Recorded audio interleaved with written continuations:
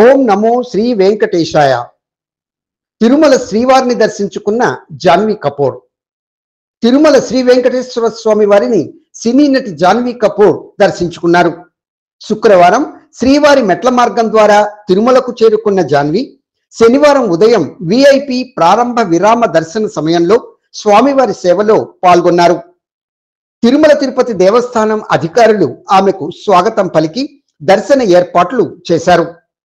స్వామివారి దర్శనం అనంతరం ఆమెకు రంగనాయకుల మండపంలో పండితులు ఆశీర్వచనం చేసి శ్రీ వెంకటేశ్వర స్వామి వారి తీర్థ ప్రసాదాలను అందజేశారు. ఓం నమో శ్రీ వెంకటేశాయ.